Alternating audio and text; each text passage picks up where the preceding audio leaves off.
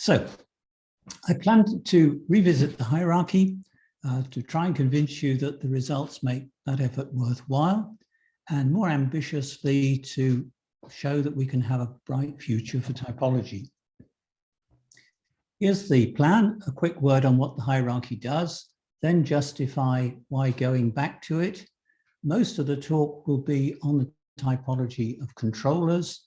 There'll be time at the end for a little on interactions and then conclusions. So the hierarchy is part of the typology of agreement systems. It's concerned with the situation where we have agreement alternatives, and these can be induced by lexical hybrids and by construction mismatches. So, familiar example, it's possible to say committee has decided or have decided. So we have an alternative there, but it's not a free-for-all in that in attributive position, only the singular, this committee, is acceptable. And in order to generalize over problems like this, we typically simply call this type of agreement, Mary has decided, that's just agreement. When there is an alternative, the form that would be induced by the regular, straightforward, simple rules of syntax we call syntactic agreement. When there's something else required, in this case, the influence of semantics, then we call that semantic agreement, and I'll use this color coding throughout. So the hierarchy has these positions, and the constraint is this. I'll read it out so that you can see where my vowels are. For any controller that permits alternative agreements, as we move rightwards along the agreement hierarchy, the likelihood of agreement with greater semantic justification will increase monotonically. So already we've moved away from syntactic semantic to greater semantic justification, implying a scale. And we need to do that for one reason, because there are controllers which have more than two possible agreement possibilities. And notice the claim that it increases monotonically. That is quite a strong constraint. It means that if we have choices at two positions, then the form with greater semantic justification, that possibility must increase monotonically. Now, you know how hierarchies work. If we just have the binary choice, semantic or syntactic agreement, the constraint already rules out most of the possibilities there.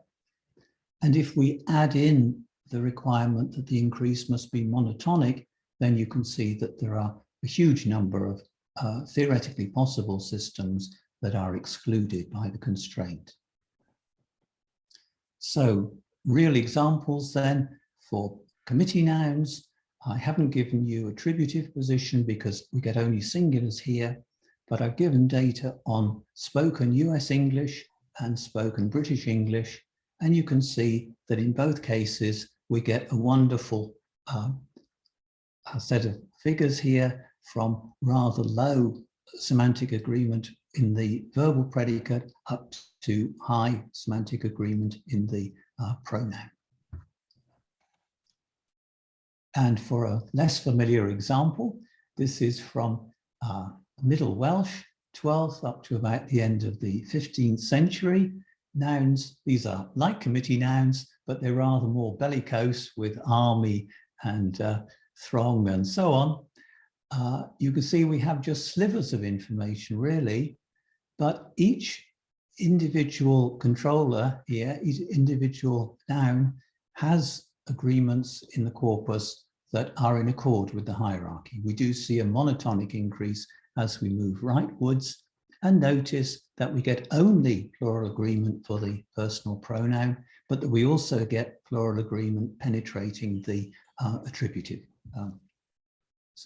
position on the hierarchy. Those are familiar, singular, plural. Here's one that's probably a bit less familiar. We have a remnant form that I've called it in Sevocrat that you find with the numerals 2, 3, and 4 and the masculine noun. Goes back to the dual and is now syncretic with the neuter plural. For our purposes, the important thing is that in an attributive position, we get only this remnant form. It has to be ona dva brata or dva dobra brata. In predicate position, we can have this form or the semantically expected masculine plural, as we see here. The relative pronoun can be remnant or masculine plural. The pronoun can only be masculine plural. And here are two corpus studies from the East and from the West. And you can see, again, we get the sort of statistics that a psychologist would kill for. A clear monotonic increase as we move up the hierarchy. Those were all number. Just very briefly, some gender evidence, including famous Russian examples with Vrach, where again, we get a semantically justified agreement even in attributive position. So just to show you that graphically, you can see we do get a nice monotonic increase. Well, certainly the hierarchy covers a range of data. Since it was proposed, some people have done very careful, detailed corpus work. So Levine on English, Jörg Fleischer and his colleagues in Marburg on various Germanic languages, the development of, and development of Greek. So we've had that nice progression from being proposed to being measured and justified. You might say, well, that's fine. Why go back to it? Indeed, it is being well cited. Here's one you wouldn't expect, the Journal of Animal and Poultry Production. And yes, I think that journal needed more careful editing, but it was nice to see. But more seriously, there is new work in syntax by these people and others. And we've got the situation where they are doing theoretical syntax, trying to explain parts of the data of the hierarchy. And we have a mismatch between a typology which is rather dated and very recent, up-to-date theoretical syntax. Moreover, typology has moved on in the meantime. Some of us, Eric Round and myself in particular, have been arguing that we should be looking at the successes of other typological disciplines like sociology and psychology and seeing how they've tackled the problems that we as typologists face and learning from them. So in a paper of some while ago, Lazarsfeld talks about substruction, by which he means you take a typology, you ask which dimensions it uses. Are those the right ones? Are there others we could have employed? Would the results be similar? And equally, how do we pin that down to the real data that we're trying to understand and explain? In other words, this is upping the game for typologists. And since Eric and I have recommended it, I thought I should actually do it. So a typology then of controllers. This is the area where most progress has been made. And so this seems to be the area where the typology is in most need of renewing. Now I'm going to take a canonical approach, and just to be quite sure, canonical really isn't the same as what's normal or frequent or what's unmarked or prototypical. No, it's much simpler than that. It's the place that it's easy to measure from. So if we're measuring length, we don't start at 27 or 43.5, we start at 0. But nobody pretends that 0 is the normal length of objects, or indeed that it's a good length of objects. It's not much use for most objects at all. Similarly, 0 Kelvin is the temperature from which we measure, but that's not to say that it's a nice temperature. I think it's really quite unpleasant being at 0 Kelvin, whether you're trying to do theoretical physics or typology. So the canon is the place we can most conveniently agree on and measure from. And for agreement, the place I would want to measure from is the claim that agreement is redundant in the canonical situation. That's to say, if we have very simple rules of syntax that require identity in feature values between controller and target, we could agree if we see that system and we can measure the divergences from it. Now, in this case, I would say a good proportion of Russian does in fact run that way, but it's the divergences from that which we find interesting as typologists. So once again, not saying that that's normal or functional or anything like that, just a very good place to measure from.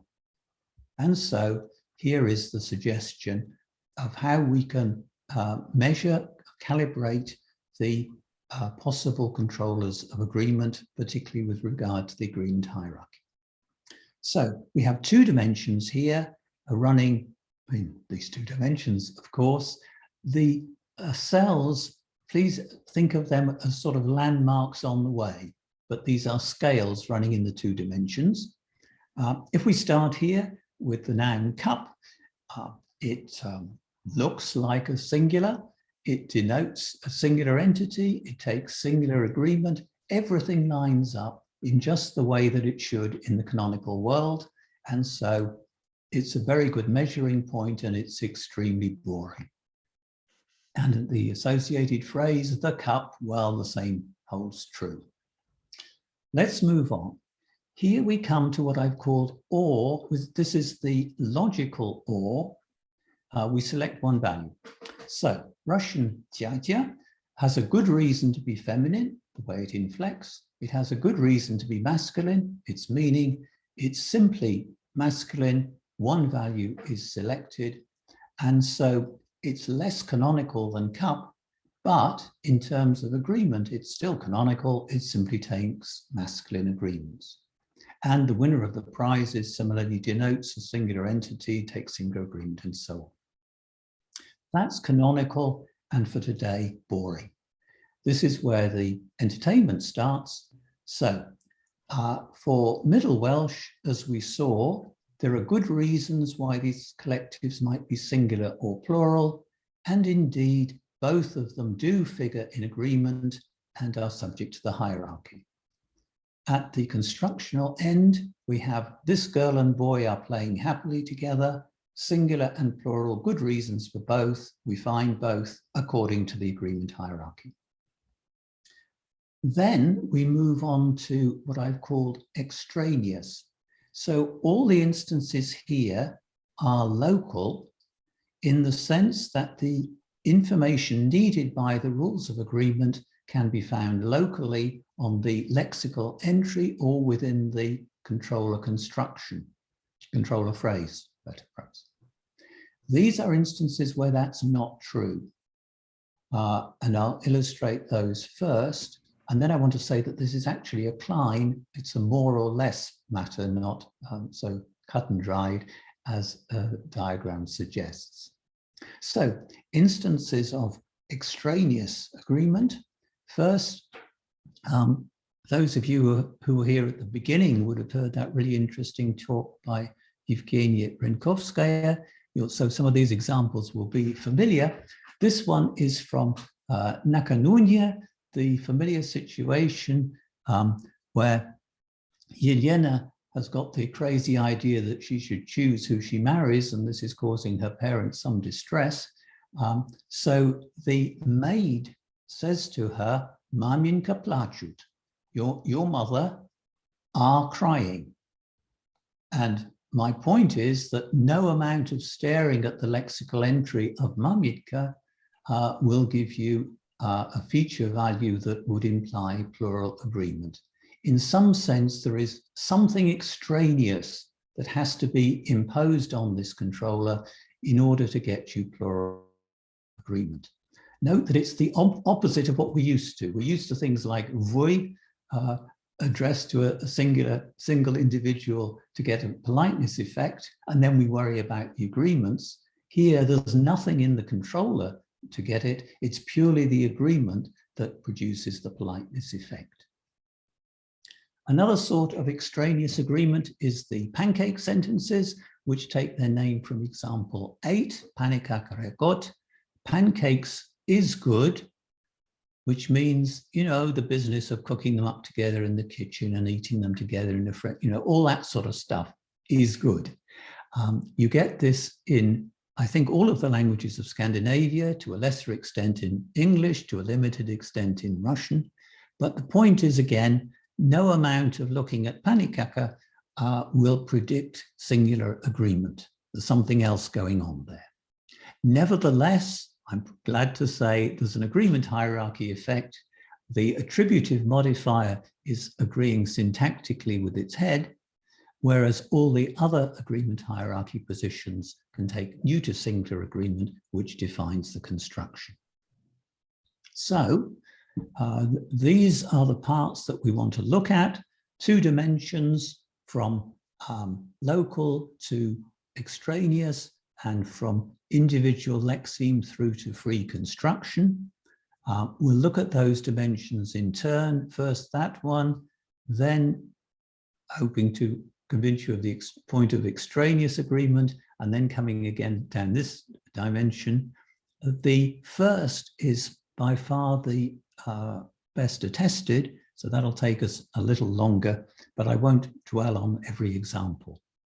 So this is moving then from unique or virtually unique hybrids, where it's very clear where we can, as it were, fix the source of the agreement alternatives, through to fairly free constructions, where it's a matter of the constructions, but not of any particular lexeme. So you see that Russian has been enormously fruitful for this research. Here's the Russian noun para, a wonderful example from Bunyan. So we get singular attributive modifiers, a singular verb, then carrying on, zakatori and so forth, a singular relative pronoun. So all of those are singular, and then we get a plural pronoun as in example 12. That's true of every example I found, but here, this nice paper, there's an example of a plural, a pronoun, but that's fine. That would still be within the constraint of the hierarchy. So my point is, when you look at these agreements, the place where the issue is to be located is clearly the lexical entry of the Russian noun para. On then, you might expect this to be, well, there's a set of similar nouns which can be lumped together, and back to the famous committee nouns. Here I've compiled data from various sources, mainly written, but this one is spoken and this one too. For 4 committee nouns, for which, as you can see, we have a lot of data. These figures look strange. The person there counted until she had 100 examples. Let's look at the British English example data here. You can see that there is quite a substantial difference between the agreements we find with a noun with the noun government and the noun family. Quite substantial. And although the numbers are different across the different varieties, by and large, we find the same progression. In other words, more semantically justified agreement with family than with government.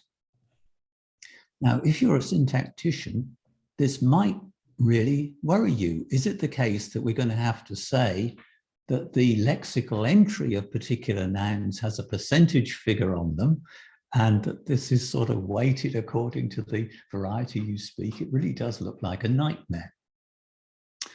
Fortunately, there's a neat paper by Joosten and others that I've mentioned at the bottom on the similar problem in Dutch.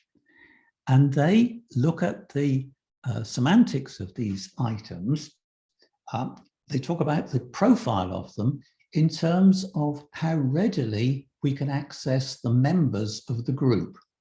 So if you contrast, let's say, an old club and an old audience, an old club could have been going for 100 years and be open to 10-year-olds and under, whereas an old audience must mean that the individuals comprising it are elderly. Now, I won't go right through it. They have various tests, but the point is that the more readily you can access the members of the group, the more likely you are to find plural agreement. It doesn't work perfectly, but it works pretty well. And the moral for today is that in these instances, we can locate the agreement choices within the lexical entries, given that we have access to the semantics. In other words, family and government are rather different, and typologically, they're more like para than you might expect, because we have to treat them individually. The similar story for Russian hybrids. You remember the Panov survey with around 4,000 respondents, where they asked about nouns like vrach when denoting a female, what happens with predicate and attributive agreement. We get masculine and feminine in both.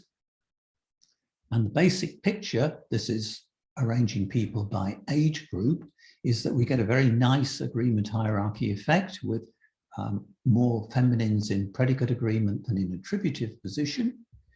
But within those two positions, the individual noun also makes a very substantial difference. So it's not that there are vrach nouns, there are indeed, but they vary one from another in the agreements that they take.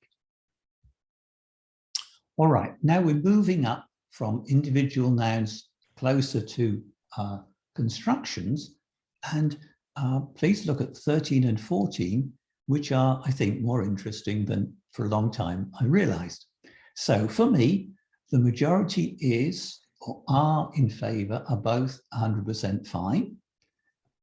So we'd have to say, wouldn't we, that majority is a hybrid noun which allows both singular and plural agreement. On the other hand, if we look at the majority of the voters is or are in favor, again, both fine, but are is now rather more likely than in 13.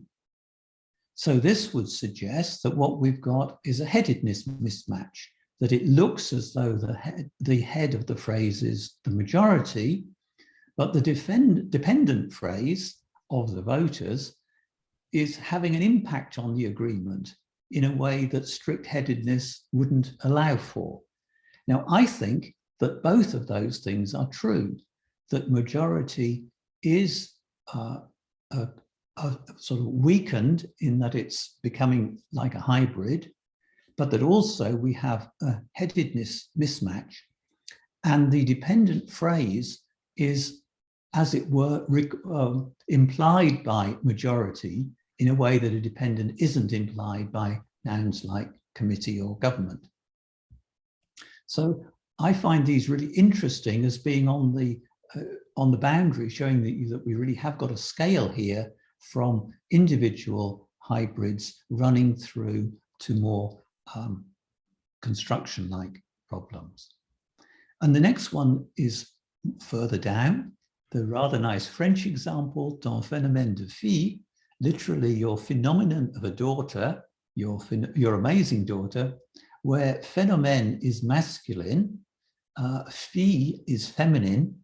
You have to have ton, you have to have masculine as attributive, the attributive modifier, but all other agreement targets will be feminine.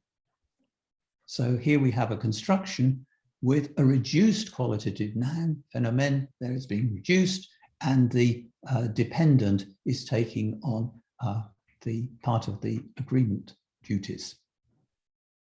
We saw the sauerkraut phrases where we have a fairly free possibility of the noun there, so long as it's masculine.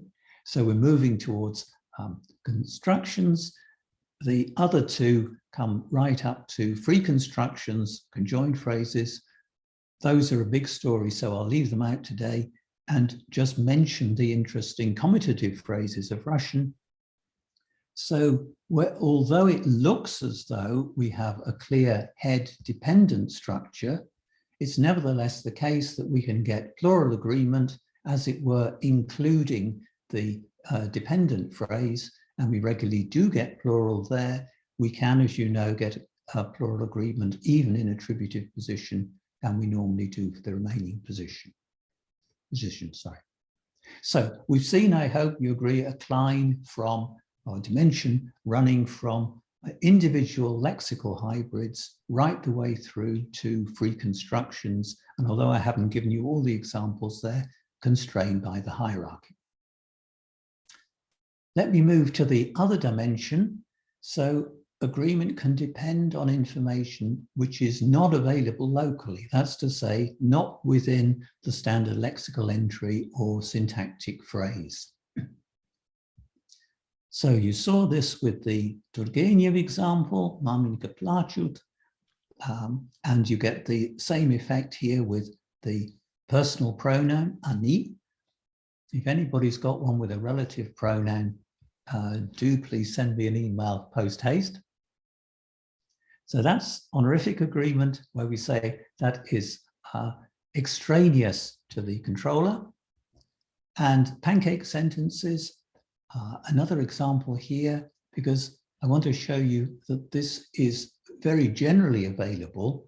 So even with a very animate apparent controller here, foreign secretary, you can still get this pancake agreement.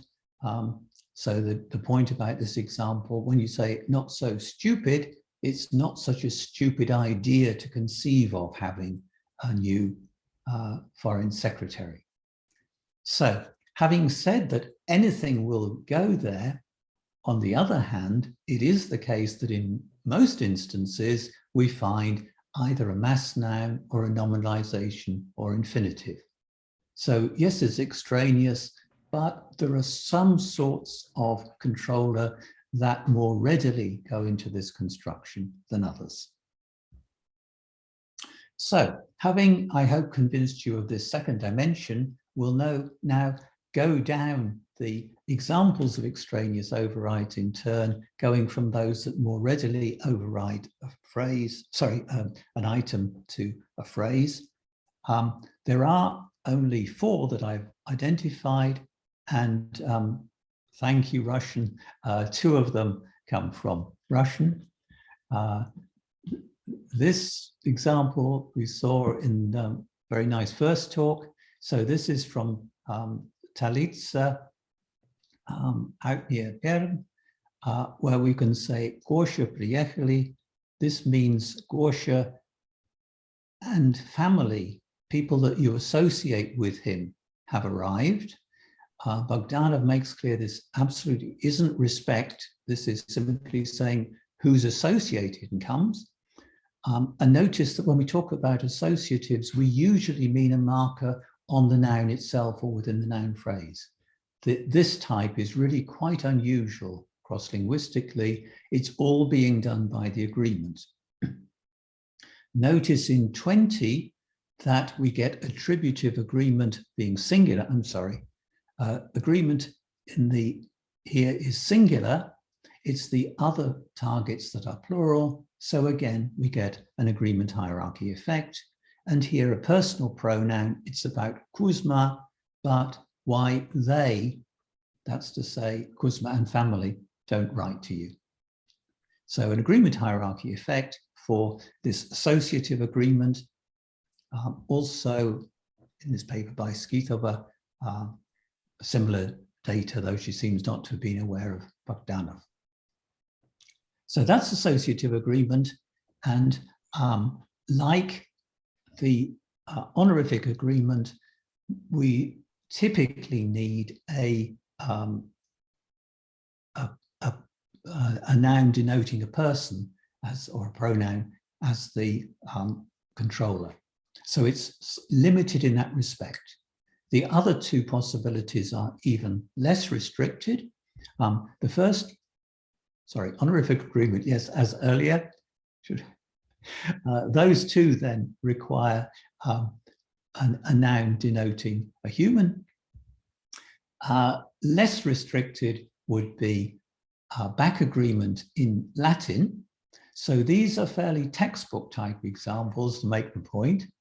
In Latin, you find examples like 25, amantium irae, of lovers the quarrels, plural, amoris integra, of love the renewal, but is.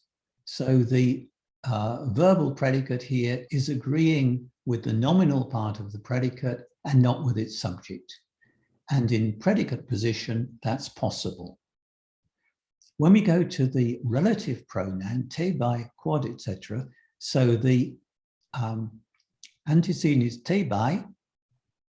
The relative pronoun quod, though, agrees not with that, but with its own nominal predicate caput, which of boiotia, the capital, is.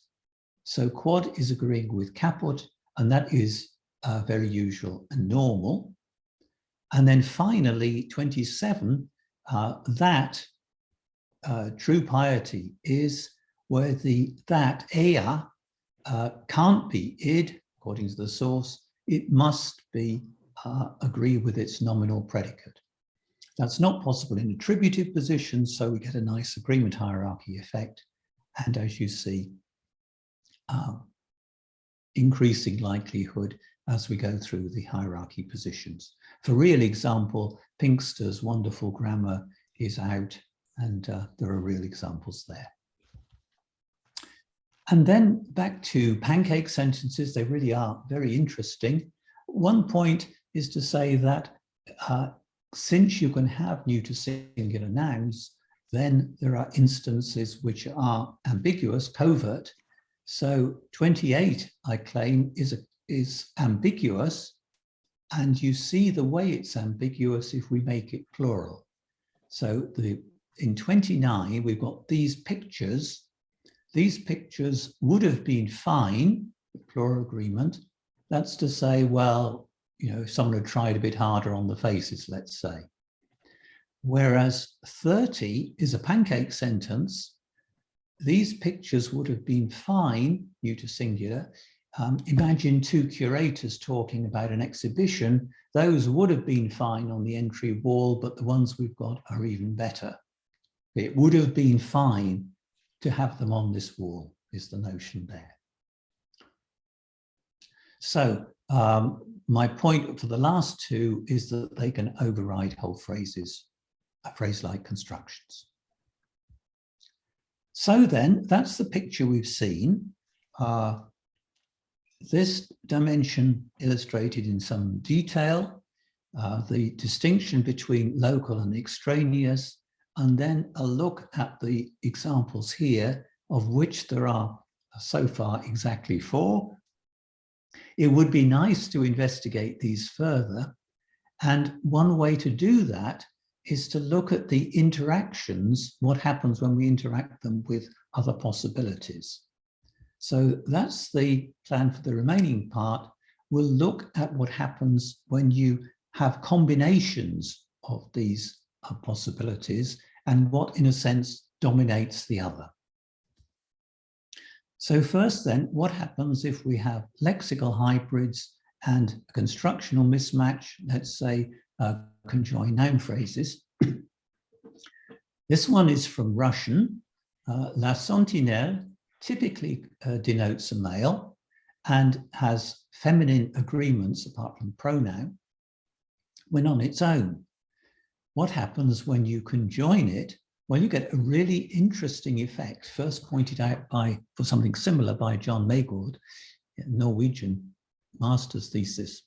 So you might expect, given what we thought about French Resolution, that basically all feminine, you get feminine and otherwise masculine. Not here. For some speakers, at least, it's absolutely impossible to get feminine agreement in example 31.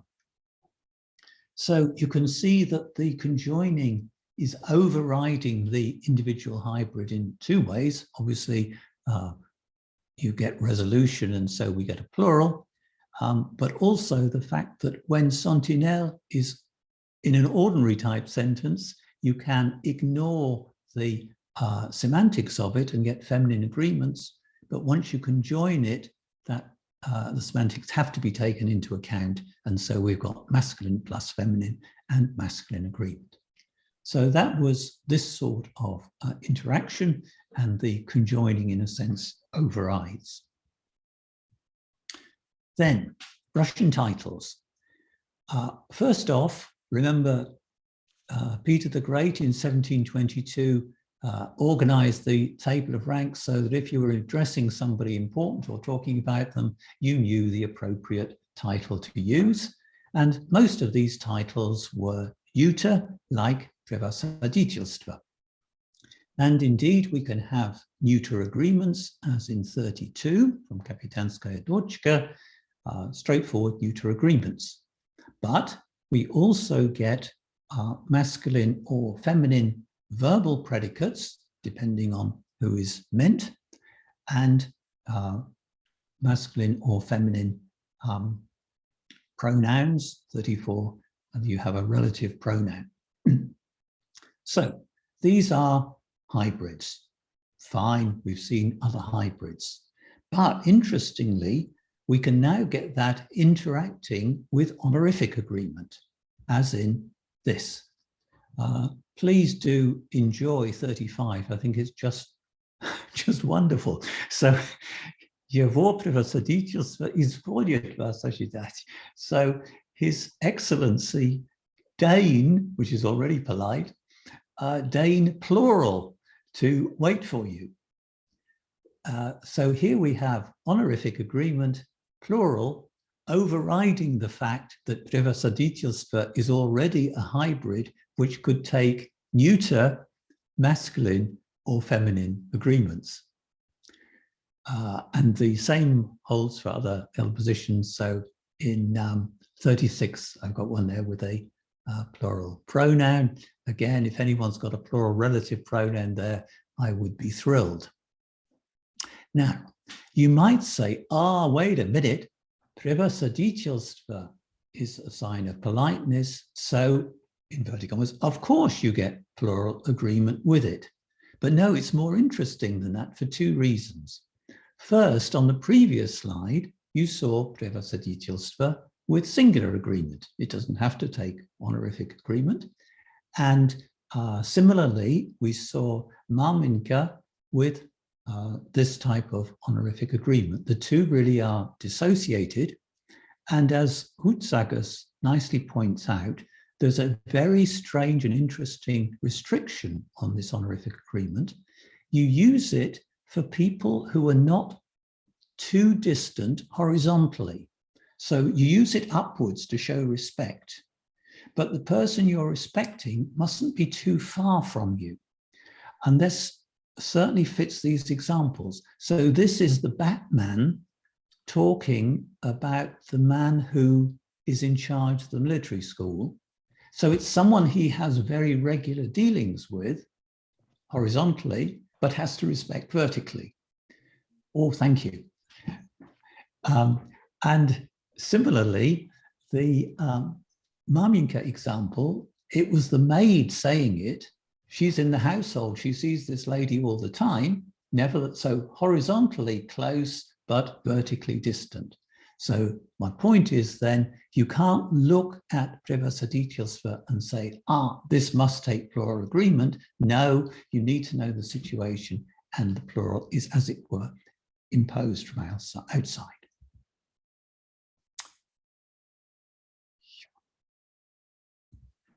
Right, now we have a hybrid overwritten by a pancake sentence. So here, the government is a hybrid in Norwegian.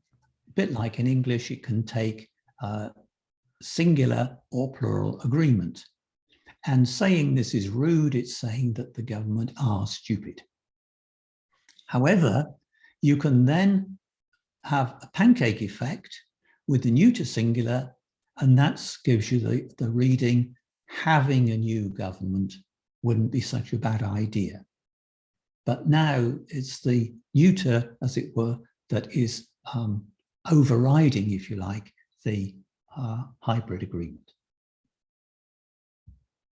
I'd love to show you this possibility, but I can't. And I think the reason is that given that the examples are individually rare, we need a language that actually has both types in order to have any chance at all. And I haven't found such a language yet. So I think this is a not very significant gap. And finally, conjoining overridden by a pancake sentence. Now, this one was chosen for Norwegian 39. I'm rather proud because I said it ought to work and it did. So Magnus Carlsen and Bobby Fischer would have been wonderful, neuter singular, meaning, wouldn't it have been great, if they'd been together and had a match? I suppose for this audience, I should have said Magnus Carlsen and Michael Tal, and then you'd have got it instantly. The point is having them together and playing is what would have been wonderful. I cooked up 30. Messi, Neymar, and Mbappe is daunting for any defense. That I think is 100% fine. And then I found this one on the web. I wouldn't like you to think I'd read the Telegraph to get it. I got it on the web, but here we have a nominal predicate, and so it's not so convincing as this one. The point being simply then, conjoining is overridden by the pancake effect.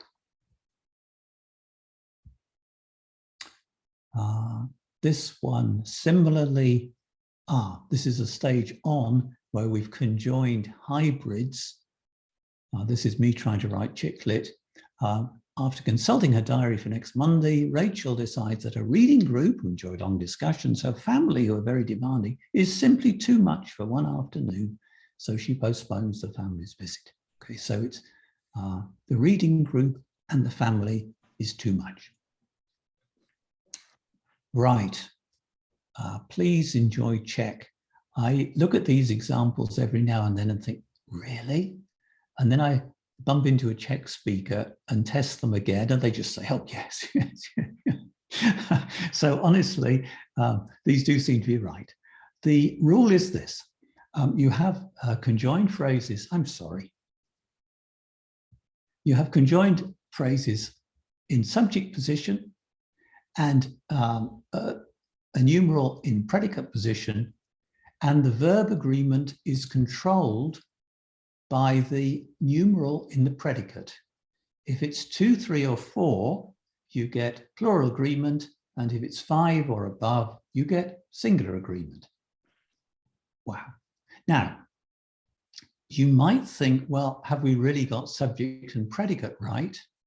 And there are two tests I tried. One is you can change this for a semi-copular, become, in the new mathematics, one of them, something becomes that. And then indeed, this goes into the instrumental, suggesting that it is not the subject. And the other is what we used to call subject to object raising. In the new mathematics, they consider 1 and 2 to be something else. And that again gets you subject predicate. So we have a back agreement, which is overriding conjoining. So I think it's easiest to see what's gone on graphically. Basically, the overriding one is always the one, as it were, down or across. Putting it nicely, we get overrides along either dimension, lexeme to phrase or local to extraneous. The one further from the straightforward hybrid dominates.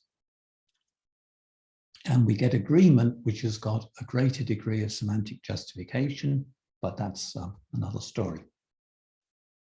So to sum up, we've looked at the hierarchy, just tackled the most urgent problem, the controllers, and sketched out a typology of these controllers. And this is part of a cycle from proposing the hierarchy to people then doing very careful and detailed measurement, to understanding it better, to people in theoretical syntax tackling part of the issue, and hoping that the cycle now will go round again with a better typology and better measurement and so on. and hoping that this will induce people doing the theoretical syntax to look at more of the range of the data. And I hope on the positive front too, to say that this shows we can do linguistics as normal social science, which is what some of us are arguing for. Thank you very much. Thank you very much, Professor Corbett. And now let's get to the questions. There was one question from Ruprecht van Wanderwelts. You can see it in the chat, but probably you could repeat that. You could read it. It's really just a side remark. It's when you said that with the sentinel question. Yeah. Obviously, the hearer supposes that the sentinel that is traveling with his or her wife is a he, which of course, given equal marriage, is not a given anymore. It's clear. I mean, it's clear. It's clear that this is the supposition that the hearer makes, and that leads to this resolving. But it actually, yes, if it's two women, I'll bet you any amount of money that the feminine is what you'll find. Yeah. Yeah. Right. Yes. Very nice. It was set up in the old days when one assumed, I think, and this was meant to imply that it was his woman. Yes. It's just struck me, but it's quite. It's I don't want to say trivial, but it's well, it's very nice that we see how semantics gets profiled by the contrast. Right. Yeah. Thank you. Thank you. Maxim, your comment. Yes, thank you so much. I had a small parallel that I'm now very much unsure of. But in Russian, we have these phrases like I know again, новая информационная стратегия, это было бы хорошо. Which are also neuter, and but probably in this case this has something to do with eta. So I'm not sure if it is a direct parallel to these pancake examples, but probably at least to some extent. Oh, thanks so much. Yes, I did write about those ages ago, and I think they are the beginning of pancake sentences. The fact that you get eta and not on and that or whatever is already a sort of distancing, if you like. And you also get the start of pancake sentences in those examples that were way back in the collection of colloquial texts. You get examples like yes, хорошо. Now, typically you need the intonation to do it, as it were, whereas in a genuine Norwegian pancake sentence, it sounds like a normal subject-predicate sentence. So when I said casually, oh, and you get this to a limited extent in Russian, this is what I meant, that I think you have got the start of pancake sentences, but clearly not so far on as Norwegian. You see the same sort of effects when you conjoin infinitive phrases. You know, simple-minded rule says conjoining you ought to get a plural, but if you think of conjoining you know, eating a lot and then swimming is bad for you, that's the sort of example I've got in mind when you try that in Russian. Like пить и курить плохо, like пить и курить плохо. Yes. Drinking, yeah, it sounds good, I think. Yeah. And the point is, just as with Norwegian, it's precisely in that environment where it's easiest to get them. Yeah. I would bet that you could do it with nominalizations relatively easily, but clearly much less easily with ordinary regular noun phrases. So yes, they're on the way in. Come back in 30 years and you'll be almost as good as the Norwegians at it. We're still baking our pancakes. Yeah, indeed. Thank you. Masha, your question. Thank you. I'm terribly sorry if I missed it. I've been wondering whether another case for extraneous agreement would be something like common gender nouns in Russian. I suppose you do not include nouns like sudya because they're morphologically feminine, but I've been wondering, for instance, about zero declension nouns like protégé, which can be either feminine or masculine, and nothing in the noun itself says whether it would be masculine or feminine. Ah, nice one. Thank you very, very much. Yes. I think that's really helpful in terms of saying that this is a scale. So you're right in that morphologically, absolutely, there's nothing to say this should be masculine or feminine. On the other hand, in the context, it's clearly a matter of the referent of that noun that is established as being masculine or feminine. And so I haven't put that very well, but I'm trying to say that that's not quite so clear cut, which is exactly what we expect if this is indeed a scale and not a matter of yes or no. So thank you. I think that's a really nice one. Thank you. There was another comment from Ruprecht von Waardeveld. We can't hear you. I'm sorry. Okay, we just discussed it in colloquial German. We can do pancakes too. I mean, but you probably know this. Yes, schön, neue Fenster wäre schön, and that's. But you couldn't write it.